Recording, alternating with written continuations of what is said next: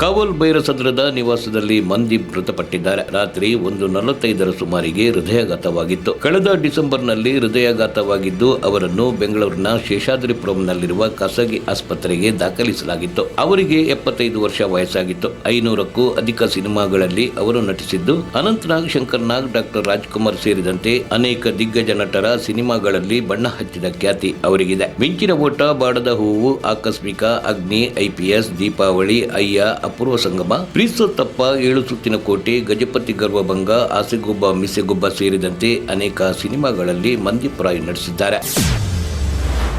ವಿಜಯನಗರ ಜಿಲ್ಲೆಯ ಕೊಟ್ಟೂರು ತಾಲೂಕಿನ ಕಾಳಾಪುರ ಗ್ರಾಮದಲ್ಲಿ ಕಲ್ಲು ತೂರಾಟ ನಡೆದಿದ್ದು 4ಕ್ಕೂ ಹೆಚ್ಚು ಜನರಿಗೆ ಗಾಯ ಮತ್ತು 5ಕ್ಕೂ ಹೆಚ್ಚು ಮನೆಗಳು ಜಖಂಗೊಂಡಿರುವಂತಹ ಘಟನೆ ನಡೆದಿದೆ. ತರಬಾಳು ಸಿರಿಗೆರೆ ಶ್ರೀಗಳಿಗೆ ಉಜ್ಜಯಿನಿ ಮಠಕ್ಕೆ ದಶಕಗಳ ಹಿಂದಿನಿಂದಲೂ ಭಿನ್ನಾಭಿಪ್ರಾಯ ಇದೆ ಎನ್ನಲಾಗುತ್ತಿದೆ. ಉಜ್ಜಯಿನಿ ಮಠ ಮತ್ತು ಉಜ್ಜಯಿನಿ ಗ್ರಾಮಕ್ಕೆ ತರಳಬಾಳು ಸಿರಿಗೆರೆ ಮಠದವರು ತೆರಳಬಾರದು ಎನ್ನುವ ಅಖಿಲಿತ ನಿಯಮವಿದೆ. ಆದರೂ ಕಾಳಾಪುರ ಕ್ರಾಸ್ ಬಳಿಯಿಂದ ಉಜ್ಜಯಿನಿ ಪೀಠವಿರುವ ಉಜ್ಜಯಿನಿ ಗ್ರಾಮಕ್ಕೆ ಕೆಲವರು ನುಗ್ಗಲು ಯತ್ನಿಸಿದ್ದಾರೆ. ಈ ವೇಳೆ ಕಾಳಾಪುರ ಗ್ರಾಮದ ಜನರ ಮೇಲೆ ಕಲ್ಲು ತೂರಾಟ ಮಾಡಲಾಗಿದೆ. ಕಲ್ಲು ತೂರಾಟದಿಂದ ಗ್ರಾಮದ ಕೆಲ ಮನೆ, ಬೈಕ್, ಬಣವಿಗಳಿಗೆ ಬೆಂಕಿ ಜೊತೆಗೆ ಪೊಲೀಸರ ಮೇಲೂ ಹಲ್ಲೆ ಮಾಡಲಾಗಿದೆ. ಹೀಗಾಗಿ ಉಜ್ಜಯಿನಿ ಹಾಗೂ ಸುತ್ತಮುತ್ತಲಿನ 9 ಪಾದಗಟ್ಟೆಗಳಿರುವ ಗ್ರಾಮದಲ್ಲಿ ನಿಷೇಧಾಜ್ಞೆ ಜಾರಿ ಮಾಡಿದ್ದು ಸ್ಥಳದಲ್ಲಿ ಪೊಲೀಸರು ಮೊಕ್ಕಾಂ ಹೂಡಿದ್ದಾರೆ.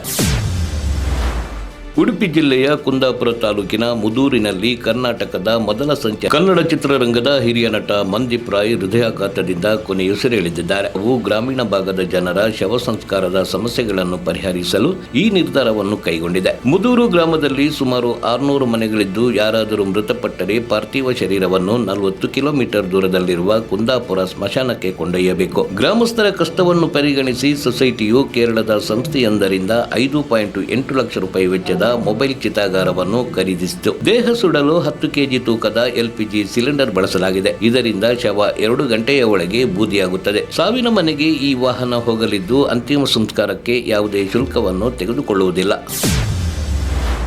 ತೆಲುಗು ನಟ ಹಾಗೂ ರಾಜಕಾರಣಿ ನಂದಮೂರಿ ತಾರಕರತ್ನ ಅವರನ್ನು ಹೆಚ್ಚಿನ ಚಿಕಿತ್ಸೆಗಾಗಿ ಶುಕ್ರವಾರ ಮಧ್ಯರಾತ್ರಿ ಬೆಂಗಳೂರಿನ ನಾರಾಯಣ ಹೃದಯಾಲಯಕ್ಕೆ ಕರೆತರಲಾಗಿದೆ. ಇದೀಗ ಅವರ ಆರೋಗ್ಯದ ಬಗ್ಗೆ ನಾರಾಯಣ ಹೃದಯಾಲಯ ಹೆಲ್ತ್ ಬುಲೆಟಿನ್ ಬಿಡುಗಡೆ ಮಾಡಿದ್ದು ನಂದಮೂರಿ ತಾರಕರತ್ನ ಆರೋಗ್ಯ ಸ್ಥಿತಿ ಗಂಭೀರವಾಗಿದೆ ಎಂದು ಹೆಲ್ತ್ ಬುಲೆಟಿನ್ ತಿಳಿಸಿದೆ. ಸದ್ಯ ತಾರಕರತ್ನ ಹೆಲ್ತ್ ಕ್ರಿಟಿಕಲ್ ಆಗಿದ್ದು ಐಸಿಯುನಲ್ಲಿ ಚಿಕಿತ್ಸೆ ಮುಂದುವರೆದಿದೆ. ಹೃದಯಕ್ಕೆ ಸಂಬಂಧಿಸಿದ ವೈದ್ಯರಿಂದ ಹಲವು ಟೆಸ್ಟ್ ಮತ್ತು ಚಿಕಿತ್ಸೆ ನೀಡಲಾಗುತ್ತಿದೆ ಎಂದು ನಾರಾಯಣ ಹೃದಯಾಲಯ ಆಸ್ಪತ್ರೆಯು ಬಿಡುಗಡೆ ಮಾಡಿರುವ ಹೆಲ್ತ್ ಬುಲೆಟಿನ್ನಲ್ಲಿ ವೈದ್ಯರು ತಿಳಿಸಿದ್ದಾರೆ.